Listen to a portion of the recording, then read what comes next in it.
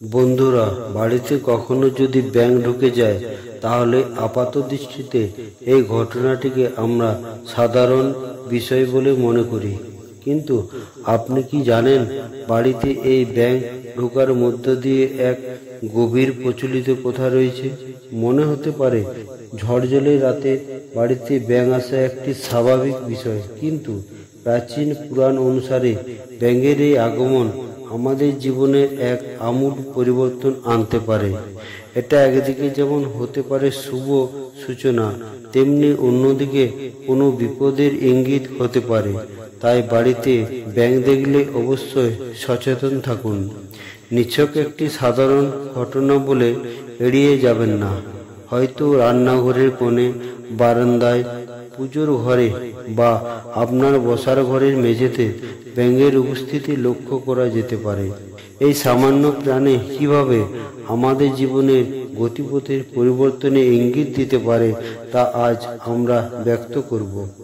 আপনারা বর্ষাকালে ব্যাঙের আনাগোনা বাড়ির মধ্যে দেখতে পান, এটা একটা স্বাভাবিক ঘটনা। কিন্তু যদি অন্য সময় রাত্রে বা দিনে আপনার বাড়িতে ব্যাঙ এসে বসে থাকে, তাহলে এটা ইঙ্গিত দেয় যে অপ্রত্যাশিতভাবে ব্যাঙের আগমন কোনো অলৌকিক সংকেত বহন করতে পারে।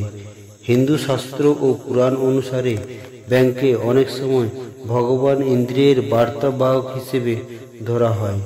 দেবরাজ ইন্দ্রিয় বৃষ্টিতে যখন বার্তা প্রেরণ করতে চান, তখন ব্যাঙকে প্রতীক হিসাবে ব্যবহার করেন। লোক বিশ্বাসে হঠাৎ করে ব্যাঙের আগমন ঘরের সুস্থ স্বাভাবিক পরিস্থিতিকে নষ্ট করতে পারে।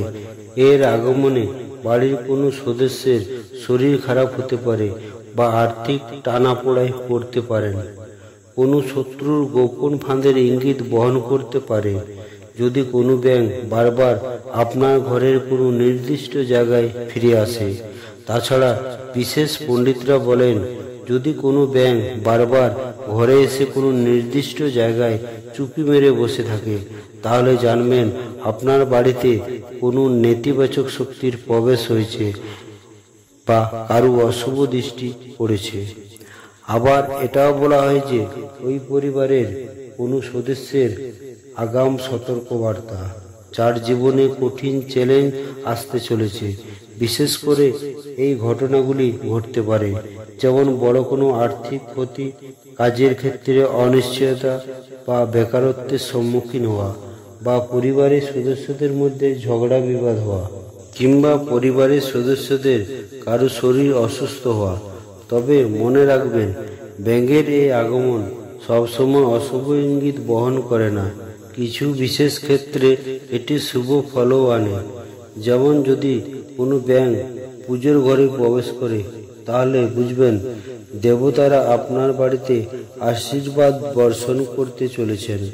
যদি কোনো ব্যাঙ গর্ভবতী মহিলার বাড়িতে এসে গর্জন করে, তাহলে এটা সন্তানের উজ্জ্বল ভবিষ্যতের ইঙ্গিত দেয়। বাড়িতে অপ্রত্যাশিত ব্যাঙের দেখা মিললে মনকে বিচলিত করবেন না। ওই ব্যাঙটিকে ধরে বাড়ির বাইরে ছেড়ে দেবেন, কখনো মেরে ফেলবেন না। তারপর সারা বাড়িতে গঙ্গাজল ছিটিয়ে দিন এবং সন্ধেবেলায় ঠাকুর ঘরে প্রদীপ জ্বালান।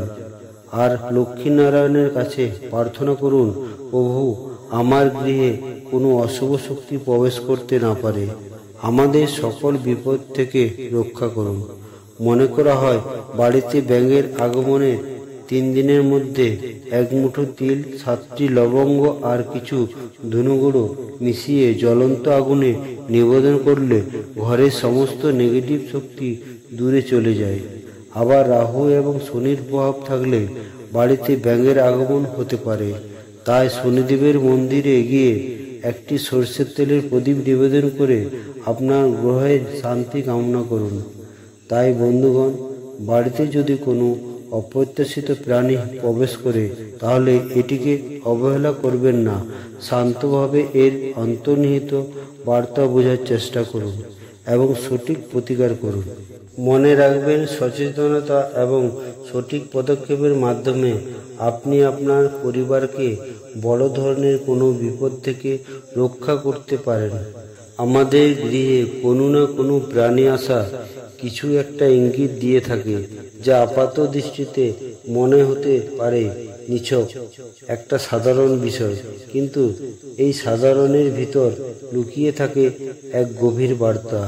তাই বাড়িতে ব্যাঙ ঢোকা বা ব্যাঙ থাকলে অবহেলা চোখে দেখবেন না, কারণ এই বিষয়টি কিন্তু পরবর্তীকালে আপনাকে বড় সমস্যায় ফেলতে পারে।